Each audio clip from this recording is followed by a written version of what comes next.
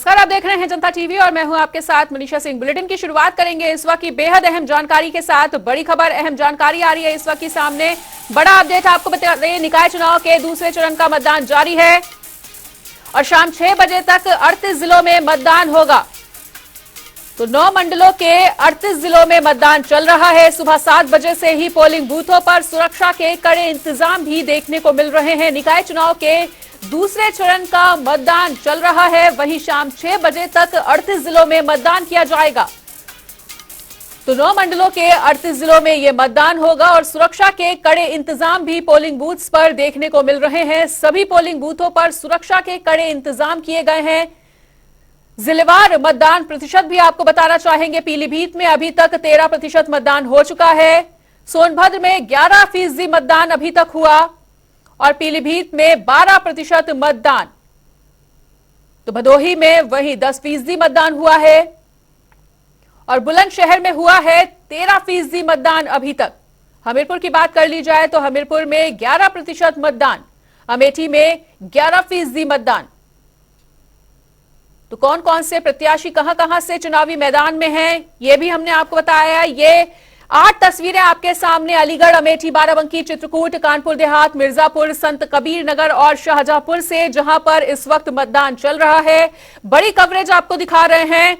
बड़े कवरेज पे लगातार आपको अपडेट भी देंगे और ये जो 8 तस्वीरें हैं इनमें आप देख सकते हैं कि सुरक्षा व्यवस्था के साथ मतदान जारी है। मतदाताओं में भी कहीं पर भारी उत्साह देखने को मिल रहा है तो कहीं पोलिंग बूथ्स कुछ हद तक खाली नजर आ रहे हैं। तो फिलहाल अलीगढ़ की ये तस्वीर पहली आपके सामने है, जहां मतदाताओं में कुछ हद तक उत्साह नजर नहीं आ रहा। वहीं अमेठी में लोग मतदान करते हुए नजर आ रहे हैं। बाराबंकी में सेल्फी पॉइंट भी बना हुआ है और बाराबंकी में वोट डालने के बाद लोग सेल्फी भी खींचकर लोगों को मतदान के लिए प्रेरित कर रहे हैं। चित्रकूट की भी ये तस्वीर है आपके सामने, जहां मतदान चल रहा है। कानपुर देहात में भी मतदाता बढ़ चढ़कर मतदान में हिस्सा ले रहे हैं। अगली तस्वीर है मिर्जापुर से, जहां वोटिंग चल रही है। संत कबीर नगर और शाहजहांपुर की भी ऐसी ही कुछ तस्वीरें सामने आ रही हैं, जहां पे सुबह 7 बजे से ही मतदाताओं में उत्साह देखने को मिला और भारी संख्या में मतदाता मतदान करने पहुंच रहे हैं पोलिंग बूथ्स पर। देखिए, जितने भी नगर निकाय हैं ज्यादातर भारतीय जनता पार्टी का एक लंबे समय से कब्जा रहा है, लेकिन वहां की जो स्थिति है वो किसी से छुपी नहीं है। सिर्फ कूड़ा फेंकने के नाम पे करोड़ों का भ्रष्टाचार उत्तर प्रदेश के नगर निगमों में होता रहा है, लेकिन उत्तर प्रदेश की जनता इस बार मन बना चुकी है। पहले चरण में आप देखेंगे किस प्रकार से कम वोटिंग हुई, क्योंकि भारतीय जनता पार्टी नहीं चाहती थी कि जनता निकले और वोट करे। मुझे लगता है दूसरे चरण में अधिक वोटिंग भी होगी और जनता भारतीय जनता पार्टी को बाहर का रास्ता दिखाएगी, क्योंकि जिस प्रकार से इन्होंने भ्रष्टाचार किया है नगर निगमों में, जिस प्रकार से सफाई की व्यवस्था, स्वच्छ पानी की व्यवस्था उपलब्ध नहीं करा पाए जनता को, जनता इन मुद्दों पे वोट करेगी। देखिए, विपक्ष की जो बौखलाहट जैसे जैसे बढ़ रही है, जैसे जैसे उनका शब्दों का संयम टूट रहा है और जैसे जैसे वो माफिया शब्द पर समाजवादी पार्टी के वरिष्ठ नेता अपनी आपत्ति दर्ज करा रहे हैं, वैसे वैसे उनकी माफिया तुष्टीकरण की नीति का खुलासा होता जा रहा है और जैसे जैसे खुलासा हो रहा है वैसे वैसे उनके वोटों का एक तरीके से लगातार जो हरास है वो तेजी से बढ़ रहा है। और मुझको लगता है कि जो नगर निगम महापौर के जो चुनाव उसमें तो खाता ही नहीं खुलेगा विपक्ष का, और नगर पालिका और नगर पंचायत में अगर कहीं पा जाएंगे कुछ सीट तो विपक्ष का सौभाग्य होगा।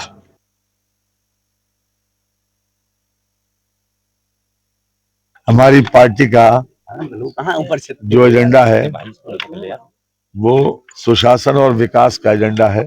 पूरे प्रदेश में सुशासन और विकास के नाम पर दूसरी बार आदरणीय योगी आदित्यनाथ जी सत्ता में आए और जिस दिन से सत्ता में आए हैं 1 वर्ष से अधिक समय हो गया, लगातार उनकी यही कोशिश है कि प्रदेश के हर स्तर पर चौमुखी विकास हो, सर्वांगीण विकास हो, विकास की किरण हर क्षेत्र तक पहुंचे।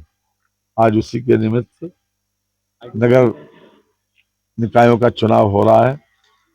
इस दूसरे चरण में शाहजहांपुर भी शामिल है। शाहजहांपुर में पहली बार मेयर का चुनाव हो रहा है पार्षदों के साथ।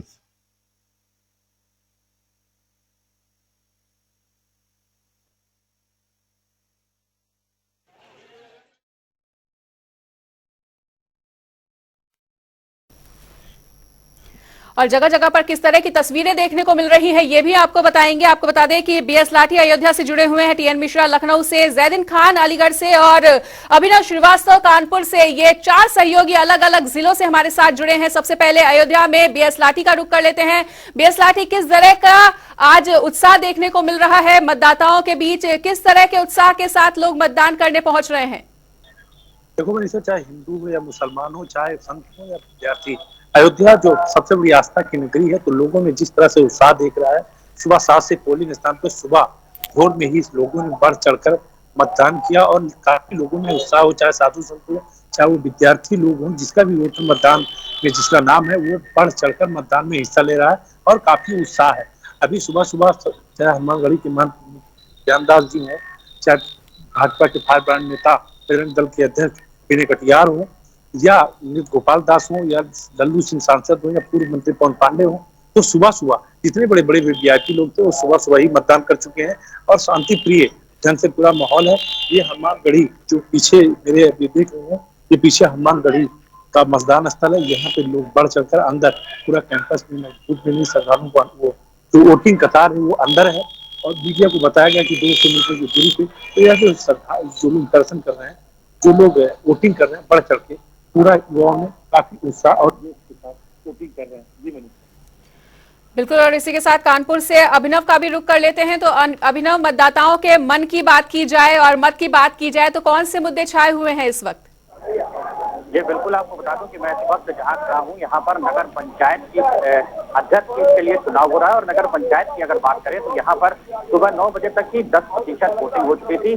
तो वोटिंग का प्रतिशत देखकर ही कहा जा सकता है कि मतदाता कितने उत्साहित हैं और किस तरह से वोट कर रहे हैं, क्योंकि नगर निकाय की अगर बात करें तो सुबह 9 बजे तक सिर्फ 5.83% ही मतदान हो पाया था। हालांकि नगर निकाय के चुनाव में जो मतदान केंद्र बने हुए हैं उनमें कई जगह ऐसी बात सामने आई कि ईवीएम मशीन सुबह से ही खराब थी, डेमो के बाद खराब हो गई और कई मतदाता मायूस होकर अपने घर को वापस लौट गए।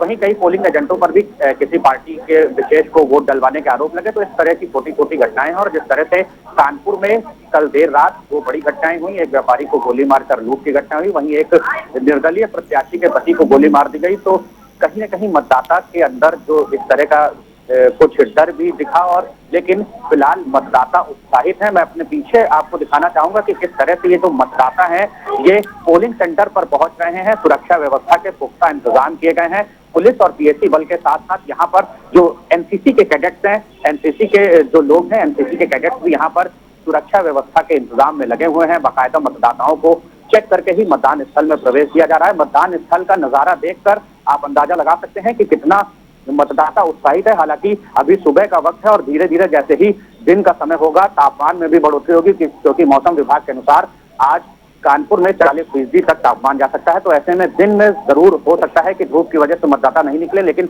जिस तरह से सुबह से ही मतदान प्रतिशत तेजी से बढ़ा है, ऐसे में यह अंदाजा लगाया जा सकता है कि शाम होते होते ये रिकॉर्ड तोड़ मतदान कानपुर में जरूर होने वाला है। बिल्कुल अभिनव, तो जिस तरह से आपने बातों को साझा किया तो देख के ऐसा लग रहा है कि मतदाता काफी ज्यादा उत्साहित हैं। और इसी के साथ अलीगढ़ से जैदिन खान का भी रुख कर लेते हैं। जैदिन खान, किस तरह की वहां पे स्थिति देखने को मिल रही है मतदान केंद्रों पर और सुरक्षा व्यवस्था के क्या कुछ इंतजाम? इस टाइम पे मतदाताओं में काफी उत्साह है और यहाँ पर मतदाता चिलचिलाती धूप में भी मतदान करने के लिए आ रहे हैं। वहीं बात की जाए स्थिति की तो स्थिति यहाँ सुरक्षा जो मतदाताओं के लिए खास तौर से गर्मी के लिए कुछ व्यवस्था नहीं है।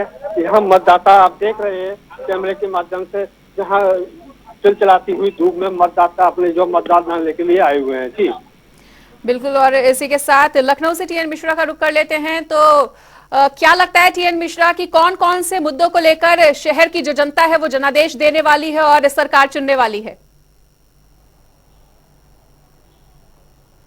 मनीषा, लगातार जो है शहर की जनता बिजली, पानी, सफाई, नाली और खड़ंजा इसी के लेकर के नगर निगम के बारे में चुनाव को सोचती है। लेकिन इस भाजपा सरकार ने क्या है, इस चुनाव को इससे आगे बढ़ा करके और जो है विकास के मुद्दे पर डाल दिया है। अब उसका एक बात एजेंडा है, विकास के लिए आप हमारी ट्रिपल इंजन सरकार बनाएं और जो है ज्यादातर जगहों पर अभी भाजपा की सरकार है भी। तो लोगों को अब इस बार थोड़ा ये भी लग रहा है कि जहां जहां ट्रिपल इंजन की सरकार है वहां डेवलपमेंट की स्थिति अभी उतनी नहीं है जितनी उनकी उम्मीद थी। लखनऊ राजधानी है, यहाँ का चुनाव हो चुका है, लेकिन यहाँ भी बताते हैं अभी बहुत कूड़े उठाने की समस्या बनी हुई है, शहर की नालियां टूटी पड़ी हुई हैं। तो राजधानी जैसे शहर में अभी सिग्नलिंग ट्रैफिक सिग्नल बेकार पड़े हुए हैं, सैकड़ों सिग्नल जगह चौराहों पर जो है यहाँ पर बड़ी संख्या में कैमरे फेल हैं। तो जो शहरों का काम होना चाहिए, जब राजधानी की हालत है तो दूसरे शहरों की अंदाजा स्वाभाविक लगाया सकता है। अब 370 नगरीय निकाय के जो आज चुनाव हो रहे हैं, जिसमें 39,146 उम्मीदवार अब मैदान में हैं, तो अब ये चुनाव अभी जो मतदान चल रहा है अभी तक, तो 10 से लेकर 13% का औसत है। तो औसत तो ठीक ठाक कहा जा रहा है कि पहले चरण के अपेक्षा दूसरे चरण में मतदान का औसत ठीक है। अब आज 1.92 करोड़ मतदाता अपने जो इनके भाग्य का फैसला करेंगे उम्मीदवारों के, और जो 6929 पदों पर लोग चुनाव लड़ रहे हैं, अब इसके बाद जो है 13 तारीख को पता चलेगा कि इनके भाग्य में क्या होता है। अब सबसे बड़ी चीज यह है कि जो विकास का मुद्दा है वो कितना प्रभावी होता है, अब जनता किधर जाती है, ये 13 तारीख को पता चलेगा। जी मनीषा। बिल्कुल, और एक बार फिर से अयोध्या में बीएस लाठी का रुख कर लेते हैं। बीएस लाठी, ये तो सभी को समझ में आ रहा है कि अयोध्या में इस बार विकास होना कितना ज्यादा जरूरी है, क्योंकि देश की तमाम जनता अयोध्या का रुख कर रही है राम मंदिर को लेकर। तो क्या लगता है कि इस बार शहर की सरकार चुनने में मतदाता किस तरह से उत्साहित हैं और किस तरह की स्थिति अभी पोलिंग बूथ्स पर? भारी उत्साह है तमाम लोगों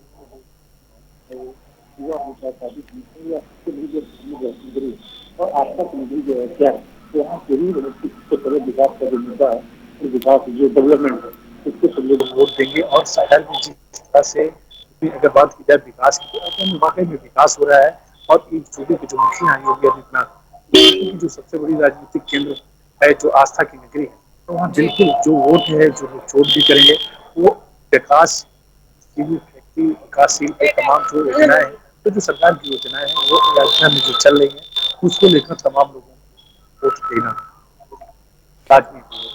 जी। जी बीएस लाठी, तो ये जो चुनाव है वो सकुशल संपन्न कराया जा सके, इसके लिए सुरक्षा व्यवस्था वहां पर पूरी देखने को मिल रही है?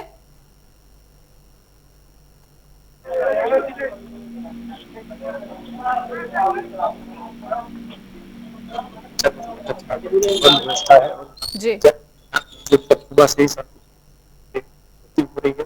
जी, परसेंटेज है वो अच्छी खासी आ रही है, तो सुरक्षा व्यवस्था ठीक है। बीएस लाठी, लौटेंगे आपके पास। एक बार फिर से ज़ैदे खान का रुख कर लेते हैं। ज़ैदे खान, अलीगढ़ एक संवेदनशील इलाका माना जाता है, तो ऐसे में सकुशल चुनाव को संपन्न कराना, मतदान को संपन्न कराना प्रशासन के लिए कितनी बड़ी चुनौती? जी, प्रशासन का कहना यह है कि निर्भय एवं निष्पक्ष चुनाव कराने के लिए पूर्ण रूप से तैयार है और जगह जगह संवेदनशीलों पर सेक्टर मजिस्ट्रेट मौजूद हैं। वहां पर जो है हर तरह की सुविधाएं दी गई हैं, जिससे लेकर शांतिपूर्ण मतदान चल रहा है।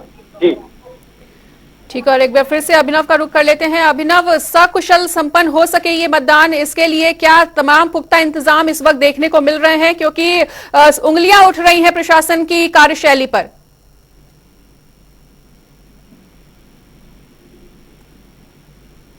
अभिनव, क्या आप हमें सुन पा रहे हैं?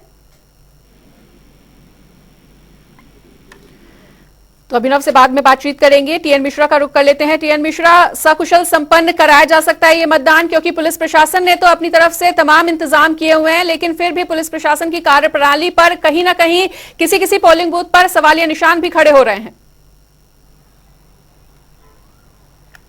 मनीषा सही कह रही हैं। देखिए, घाटमपुर में कल रात को हादसा हुआ कि प्रत्याशी के पति पर हमला हो गया, उसको गोली लग गई, तो उसको पहले सीएससी ले जाया गया, बाद में फिर जो कानपुर के जो है मेडिकल कॉलेज भेजा गया। अब इससे थोड़ा लोगों में डर तो व्याप्त है ही है, और दूसरा क्या, पहले चरण से भी लोगों ने सीख ले रखी है। और जहां तक कानून व्यवस्था की बात है, तो ये सरकार कानून व्यवस्था के नाम पे ही चल रही है कि सबसे बढ़िया कानून व्यवस्था यूपी कहा जाता है।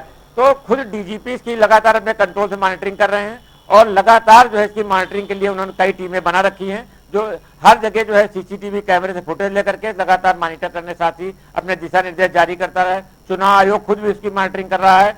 और जहां तक इसकी बात है, जो संवेदनशील बूथ हैं वहां पर पैरामिलिट्री फोर्स और पीएससी खुद लगाई गई है, तो इसलिए उन जगहों को भी सुरक्षित करने की कोशिश की गई है। जहां तक और सुरक्षा की बात है, तो सुरक्षा को लेकर के लगातार सभी जिलों को निर्देश दिए गए हैं कि जितने भी ये 38 जिलों में चुनाव हो रहे हैं, किसी तरह सुरक्षा की कभी न छोड़ी जाए। उसके लिए जहां चुनाव होते हुए यहाँ से भी फोर्स भेजी गई है, और उन जिलों की फोर्स तो है ही, पैरामिलिट्री फोर्स भी लगाई गई संवेदनशील मतदेय समूह पे। तो इससे उम्मीद की जा रही है कि चुनाव शांतिपूर्ण जो है संपन्न हो जाएगा। जी मनीषा। बिल्कुल, और अभिनव का फिर से रुख कर लेते हैं। अभिनव, क्या आप तक हमारी आवाज अभी पहुंच पा रही है? जी आ रही है। बिल्कुल अभिनव, ये जानना चाहेंगे कि आपके इलाके में जो संवेदनशील इलाके हैं वहां पर किस तरह की सुरक्षा के इंतजाम देखने को मिल रहे हैं मतदान केंद्रों पर? देखिए, कमिश्नरेट पुलिस पूरी तरह से मुस्तैद है और अगर सुरक्षा व्यवस्था की बात की जाए तो अपने सहयोगी से कहेंगे कि दिखा दें कि किस तरह से जो पुलिस बल है वो पूरी मुस्तैदी के साथ यहाँ पर डटा हुआ है। मतदान केंद्र के 100 मीटर तक किसी भी पार्टी का जो पोलिंग बूथ है वो नहीं लग पाया है और आप देख पा रही होंगी कि किस तरह से पुलिस लगातार अनाउंसमेंट कर रही है, किसी भी आचार संहिता के जो लागू कराई गई है उसका पालन कराने की कोशिश की। और इसी बीच एक बड़ी खबर आ रही है, बड़ी खबर का रुख कर लेते हैं। लोनी विधायक नंदकिशोर गुर्जर से झड़प का मामला सामने आ रहा है। बसपा नेता असद अली के साथ नंदकिशोर की झड़प हो गई है। वहीं बीएसपी नेता ने मतदान न करने पर आरोप लगाया है, तो फर्जी वोट डलवाए जा रहे थे, नंदकिशोर गुर्जर का ऐसा कहना है। वहीं लोनी विधायक नंदकिशोर गुर्जर के साथ झड़प हुई है बसपा नेता असद अली की। और इसी बड़ी खबर पर अधिक जानकारी के लिए, अधिक बातचीत करने के लिए नंदकिशोर खुद हमारे साथ जुड़ चुके हैं। तो नंदकिशोर जी, क्या कुछ मामला है और ऐसी कौन सी स्थिति पैदा हो गई थी जो इस तरह का विवाद हुआ, इस तरह की बहस हुई? देखिए, दिल्ली का यहाँ हमारे यहाँ वोटर लगभग 10 से 15 हजार, उससे भी ज्यादा हो सकता है, जो रोहिंग्या और बांग्लादेशी जो दिल्ली में केजरीवाल जी के द्वारा बसा गया है, उनके पास दिल्ली का और यूपी दोनों का वोटर है और राशन कार्ड भी है। मैंने पहले ही परसों ही कुछ कार्यकर्ताओं ने अवगत कराया था कि दिल्ली का वोट डालेगा और फर्जी वोट डालने का काम होता है, तो उस पर प्रशासन को सख्ती करनी चाहिए थी। तो फर्जी वोट डालने के लिए बसपा का प्रत्याशी स्वयं जो है, उनका पति अंदर गया, क्योंकि वोट जिसको डालना उसे जाए अंदर, वो अंदर स्टेशन में क्यों जाएगा। हमने इस बात का विरोध किया, केवल इतना सा विषय था। हमने कहा आराम से जो वोट है जेन्युइन डले, फर्जी वोट नहीं डालने दी जाएगी और प्रशासन को भी अवगत करा दिया है। बिल्कुल नंदकिशोर जी, जिस तरह से आपने आरोप लगाया कि बुर्का पहनकर पुरुष वोट डालने जा रहे हैं, इस बात में कितनी सच्चाई? नहीं, वो तो आप देखा सबने, वहाँ वीडियो देखी होगी आपने। जी नंदकिशोर जी, तो ये जिस तरह की लापरवाही सामने आई है, गड़बड़ी सामने आई है, किसकी लापरवाही देख रहे हैं? क्या पुलिस प्रशासन अपना काम अच्छे से नहीं कर रहा वहां पे? नहीं, पुलिस प्रशासन का शुरू में थोड़ा ढील थी। अब हमें उम्मीद है कि प्रशासन जब इतनी घटना हुई है वहाँ तो सख्ती करेगा। और लॉनी के अंदर जो सेंसिटिव बूथ है, प्रशासन को मालूम है, उसके बावजूद अगर इस तरह की बात हो रही है तो इसमें हमने सीपी गाजियाबाद को अवगत करा दिया है। अब स्थिति सामान्य हो जाएगी। कई जगह इस तरह की स्थिति सुनने में आ रही है कि वहाँ फर्जी वोट डाल रहा है, तो हम वहाँ जा रहे हैं, हमें जाने की आवश्यकता ही नहीं पड़नी चाहिए। जी, तो नंदकिशोर जी, जिस तरह से आपने खुद इस चुनाव की कमान संभाली हुई थी और फिलहाल अभी जनता से क्या कुछ अपील करना चाहेंगे आप? जनता से अपील यही है कि शांतिपूर्ण मतदान करें और भारतीय जनता पार्टी को मतदान करना चाहिए सभी को, विकास के लिए। सरकार हमारी है तो विकास तो हम ही करेंगे। ठीक है नंदकिशोर जी, हमारे साथ जुड़ने के लिए, इस बातचीत के लिए बहुत बहुत आपका शुक्रिया। तो नंदकिशोर जी भाजपा विधायक हमारे साथ जुड़े हुए थे और बताना चाहेंगे कि उन्होंने खुद इस बात की जानकारी दी है कि उन्होंने बुर्के में जाते हुए पुरुषों को फर्जी वोट डालते हुए देखा। बसपा नेता असद अली के साथ उनकी झड़प हुई थी और बताना चाहेंगे कि बीएसपी नेता ने मतदान न करने का भी आरोप लगाया है कि उन्हें मतदान करने से रोका गया। और नंदकिशोर जी का यह कहना है कि फर्जी वोट डलवाए जा रहे थे और इसी बात को लेकर उनकी असद अली के साथ बहस हुई।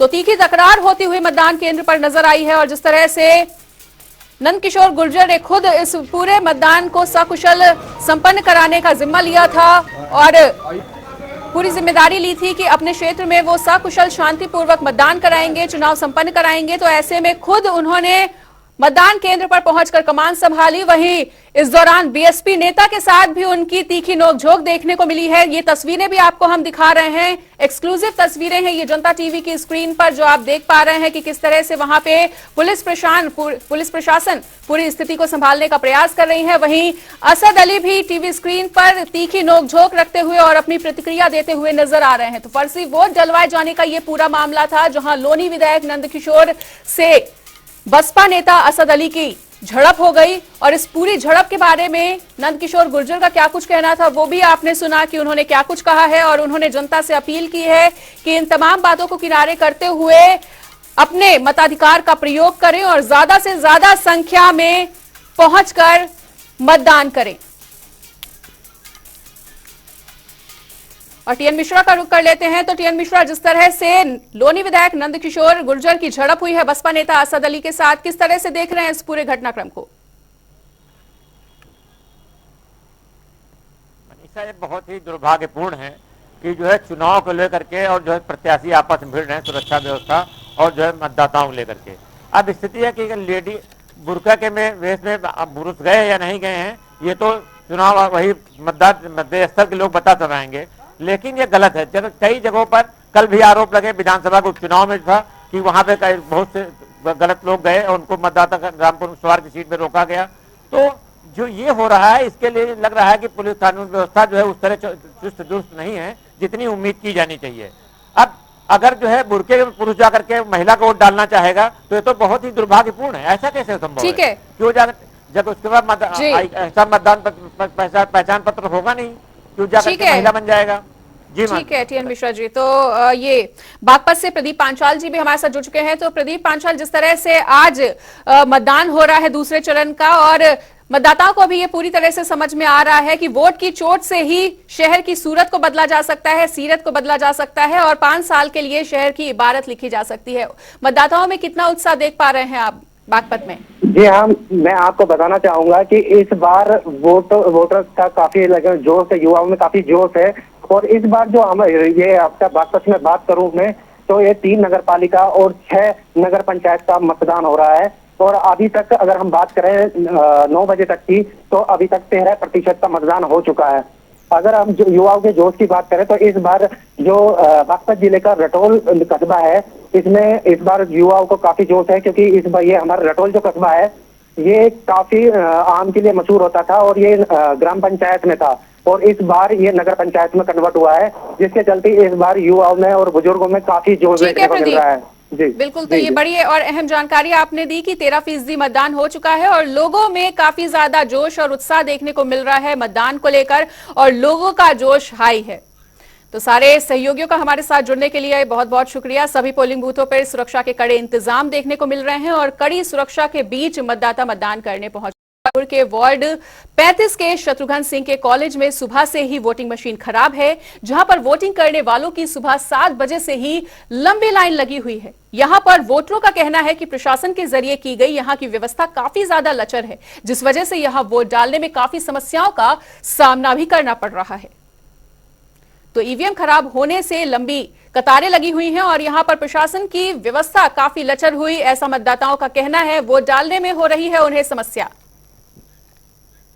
हम इस वक्त खड़े वार्ड 35 के शत्रुघ्न सिंह बालक इंटर कॉलेज में, जहां पर आप देख सकते हैं कि सवेरे 6 बजे से यहां पर वोटरों की लाइन लग गई है वोट डालने के लिए, और 7 बजे से वोटिंग चालू होनी थी। अभी 8 बजने वाले हैं। यहाँ पर अभी तक कोई व्यवस्था नहीं ना। यहाँ पर जो वोटिंग डालने वाली जो मशीनें थी वो मशीनें भी खराब हो चुकी हैं। काफी ज्यादा लंबी लाइन लगी हुई है अंदर, और लोग सवेरे से 1 घंटे से यहाँ पे परेशान है, जिनके लिए कोई व्यवस्था नहीं ना है, और 1 घंटे से वो लाइन लगाए हुए हैं, जबकि अभी तक कोई वोटिंग नहीं हो पाई है। हमारे साथ कुछ यहाँ पर पब्लिक के लोग भी मौजूद हैं जो वोट डालने के लिए आए हैं, 1 घंटे से यहाँ पे खड़े हैं। हम बात करते हैं किस तरीके से उनको समस्याओं का सामना करना पड़ रहा है। तो जी नमस्कार, मैं यहाँ पे 7 बजे से आ गया था और 7 बजे से मशीन काम ही नहीं कर रही है। तो पहले बोला कि मशीन चेंज होगी, 20 मिनट इंतजार करो, फिर 20 मिनट इंतजार करो, 3 से 4 मशीनें चेंज हो गई, लेकिन अभी तक वो मशीन काम नहीं कर रही है और 8 बजने जा रहा है। आदमी समय निकाल के होता ना कि पहले मतदान फिर जलपान उस धारा पे चले, लेकिन यहाँ तो मशीनें नहीं काम कर रही। उसका क्या है कि कब तक खड़ा रहना पड़ेगा। बहुत से तो वापस चले गए, हम भी वापस जा रहे हैं। अब समय मिलेगा तो डाला जाएगा, तो फिर क्या करें। यहाँ पर देख सकते हैं किस तरीके से यहाँ पर जो पब्लिक है, जो वोट डालने पब्लिक आई है, उनको किस तरीके से समस्याओं का सामना करना पड़ रहा है। यहाँ पर जो भी प्रशासन के जो भी लोग यहाँ मौजूद हैं, वो लोग इतना मतलब बिल्कुल एक तरीके से नाम के लिए यहाँ पर बैठे हुए, कोई समस्याओं का निदान नहीं किया जा रहा है। और जो मशीनें खराब हैं, 1 घंटे से ऊपर हो गया, अभी तक ना ही वो मशीनें बदली गई हैं, ना ही उन मशीनों में कोई काम किया गया है। कानपुर से जनता टीवी के लिए आशीष कुमार। तो वोटिंग मशीन खराब होने की वजह से मतदाताओं को वापस लौटना पड़ रहा है और कानपुर की ये खबर हमने आपको बताई थी। फिलहाल यहाँ पर रुकेंगे छोटे से ब्रेक के लिए। खबरों का सिलसिला लगातार जारी है, देखते रहिए जनता टीवी।